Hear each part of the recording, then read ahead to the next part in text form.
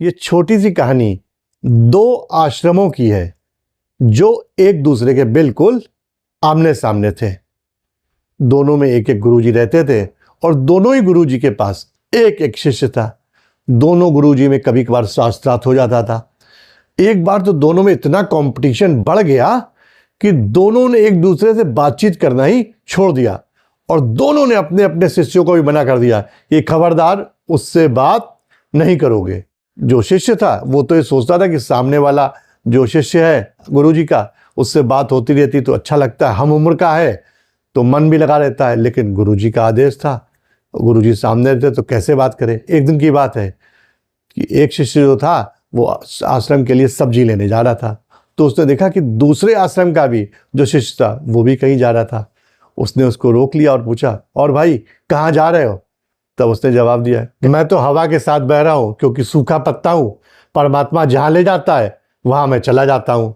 जब वो शिष्य आश्रम में वापस पहुंचा तो उसने अपने गुरुजी को पूरी बात बताई और कहा, देखिए वो सामने वाला जो शिष्य था वो कैसी तार्किक बातें कर रहा था, बड़ी बड़ी बातें कर रहा था, और उसने जो बातें करी मेरे पास उसका उत्तर ही नहीं था। तब उस गुरुजी ने कहा कि ऐसा करना, कल जब तुम फिर जाना, जब तुम्हें फिर मिले तो उससे कह देना कि अच्छा ये बताओ, जब हवा नहीं चलती तब कहाँ जाते हो? अगले दिन फिर वही शिष्य सब्जी लेने जा रहा था, उसे फिर वही दूसरा वाला मिला। उसने फिर उससे पूछा, भाई कहाँ जा रहे हो? तब उसने कहा, जहाँ मेरे पैर ले जा रहे हैं वहां मैं जा रहा हूं। अब इस शिष्य के पास कोई आंसर नहीं था। क्यों? वो तो कल वाले प्रश्न की तैयारी करके आया था। वो फिर चुप हो गया। फिर वो आश्रम में पहुंचा, उसने फिर गुरुजी से कहा। अब गुरुजी ने उससे कहा, अच्छा उससे कहना कि जब तुम्हारे पैर नहीं होंगे तब क्या करोगे, तब कहाँ जाओगे?